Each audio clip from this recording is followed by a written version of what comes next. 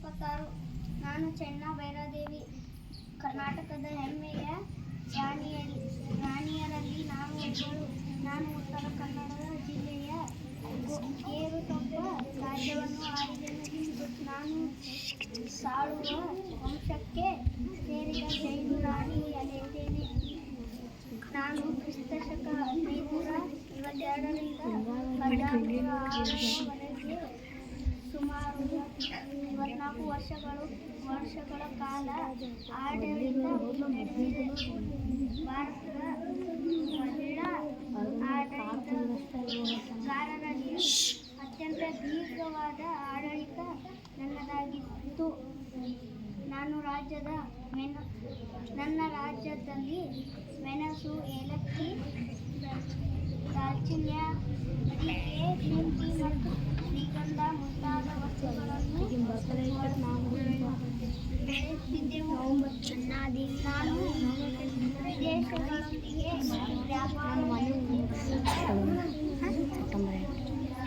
ಪೋರ್ಚುಗೀಸರು ನನಗೆ ಮೆಣಸಿನ ರಾಣಿ ಎಂಬ ಬಿರುದನ್ನು ನೀಡಿದರು.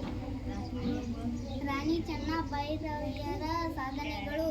ಗೇರುಸೊಪ್ಪ ರಾಜ್ಯವನ್ನು ಸುಮಾರು 74 ವರ್ಷಗಳ ಕಾಲ ಸಮರ್ಥವಾಗಿ ಆಳಿದರು.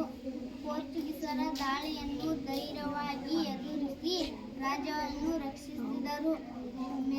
ಮೆಣಸು ಮತ್ತು ಸಾಂಬಾರ್ ಪದಾರ್ಥಗಳ ವ್ಯಾಪಾರವನ್ನು ಅಭಿವೃದ್ಧಿಪಡಿಸಿದರು. ಕೃಷಿ ಮತ್ತು ವಾಣಿಜ್ಯಕ್ಕೆ ಹೆಚ್ಚಿನ ಪ್ರೋತ್ಸಾಹ ನೀಡಿದರು. ಜೈನ ಧರ್ಮ ಹಾಗೂ ಇತರ ಧಾರ್ಮಿಕ ಸಂಸ್ಥೆಗಳಿಗೆ ಆಶ್ರಯ ನೀಡಿದರು. ದೇವಾಲಯಗಳು, ಮಸೀದಿ ಮತ್ತು ಇತರ ಕಟ್ಟಡಗಳ ನಿರ್ಮಾಣ ಹಾಗೂ ಸಂರಕ್ಷಣೆಗೆ ಪ್ರೋತ್ಸಾಹ ನೀಡಿದರು. ಯಾರು ಸುರಕ್ಷತೆ ಮತ್ತು ಕಲ್ಯಾಣಕ್ಕೆ ಮಹತ್ವ ನೀಡಿದರು. ಅವರ ವ್ಯಾಪಾರ ಪ್ರಾಬಲ್ಯದಿಂದ ಮೆಣಸಿನ ರಾಣಿ ಎಂಬ ಚಟುವಟಿಕೆ. ರಾಣಿ ಚೆನ್ನಭೈರಾದೇವಿಯ ಜೀವಮಾನ ಮತ್ತು ಸಾಧನೆಗಳು. ಕರ್ನಾಟಕದ ಹೆಸರಾಂತ ಧೀರ ಮಹಿಳೆಯಾದಂಥ ಪೋರ್ಚುಗೀಸರಿಗೆ ಸಿಂಹ ಸ್ವಪ್ನವಾಗಿದ್ದ ರಾಣಿ ಚೆನ್ನಭೈರಾದೇವಿಯವರು ಉತ್ತರ ಕನ್ನಡ ಜಿಲ್ಲೆಯ ಹೊನ್ನಾವರ ತಾಲೂಕಿನ ಗೇರುಸೊಪ್ಪ ರಾಜ್ಯವನ್ನು ಆಳ್ತಿದ್ರು. ಕ್ರಿಸ್ತಶಕ 1552ರಿಂದ 1606ರವರೆಗೆ ಸುಮಾರು 54 ವರ್ಷಗಳ ಕಾಲ ಆಡಳಿತವನ್ನು ನಡೆಸಿದಂತಹ ಧೀರ ಮಹಿಳೆ. ಗೇರುಸೊಪ್ಪವು ಕಾಳು ಮೆಣಸಿನ ಸಾಂಬಾರು ಪದಾರ್ಥಕ್ಕೆ ಸಮೃದ್ಧವಾಗಿತ್ತು. ಯುರೋಪಿಯನ್ನರಾದ ಪೋರ್ಚುಗೀಸರು ಈ ಗೇರುಸೊಪ್ಪ ರಾಜ್ಯವನ್ನ ವಶಪಡಿಸಿಕೊಳ್ಬೇಕಂತ ಹೇಳಿ ಆ ಗೇರುಸೊಪ್ಪ ರಾಜ್ಯದ ಮೇಲೆ ದಾಳಿಯನ್ನ ಮಾಡ್ತಾರ.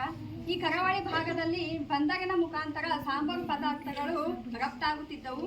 ಆ ಪೋರ್ಚುಗೀಸರಿಗೆ ಸಿಂಹ ಸ್ವಪ್ನವಾಗಿದ್ದ ರಾಣಿ ಚೆನ್ನಭೈರಾದೇವಿಯು ದಿಟ್ಟತನದಿಂದ, ಚಾಣಾಕ್ಷತನದಿಂದ, ರಾಜತಂತ್ರದಿಂದ ಪೋರ್ಚುಗೀಸರನ್ನ ಧೈರ್ಯವಾಗಿ ಅವರನ್ನ ಎದುರಿಸಿ 2 ಸಲ ಪೋರ್ಚುಗೀಸರಿಗೆ ಅವರನ್ನ ಸೋಲಿಸಿದಳು. ಧೈರ್ಯವಾಗಿ ಹೋರಾಡಿ ತನ್ನ ರಾಜ್ಯವನ್ನ ಸುರಕ್ಷತೆಯಿಂದ, ಚಾಣಾಕ್ಷತನದಿಂದ ಕಾಪಾಡಿಕೊಂಡು ಆಡಳಿತವನ್ನ ನಡೆಸಿದಳು.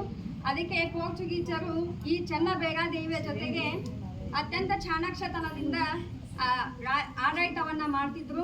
ಹಾಗೂ ಪೋರ್ಚುಗೀಸರಿಗೆ, ವಿದೇಶಿಯರಿಗೆ ತನ್ನ ರಾಜ್ಯದ ಯಾವುದೇ ಆಡಳಿತಾತ್ಮಕ ವಿಷಯಗಳನ್ನ ಬಿಟ್ಟು ಕೊಡದೆ ಸುರಕ್ಷಿತವಾಗಿ ದೀರ್ಘಕಾಲ ಆಡಳಿತ ನಡೆಸಿದಂಥ ಚೆನ್ನಭೈರಾದೇವಿಯು ಜೈನ ಧರ್ಮವನ್ನು ಸ್ವೀಕರಿಸಿದರು. ಈಗ ಉತ್ತರ ಕನ್ನಡ ಜಿಲ್ಲೆಯ ಮಿರ್ಜಾಕೋಟೆ ಅವರ ಕಾಲದಲ್ಲಿ ಹಲವಾರು ಜೈನ ಮಂದಿರಗಳನ್ನ, ಮಸೀದಿಗಳನ್ನ ಮತ್ತು ಹಲವಾರು ಜನರಿಗೆ, ಸಂತ್ರಸ್ತರಿಗೆ ಆಶ್ರಯವನ್ನು ನೀಡಿದರು. ಧೀರ ಮಹಿಳೆಯಾದಂಥ ತನ್ನ ಚಾಣಾಕ್ಷತನದಿಂದ ಹಲವಾರು ಜನರಿಗೆ ಆಶ್ರಯವನ್ನು ನೀಡಿದರು. ಈ ಮಹಿಳೆಯ ಕುರಿತು ಇವತ್ತಿನ ಸಚೇತನ ಮಾಡಿದಂಥ 4ನೇ ತರಗತಿ ವಿದ್ಯಾರ್ಥಿಗಳಿಗೆ ವಂದನೆಗಳನ್ನು ಸಲ್ಲಿಸುತ್ತೇನೆ.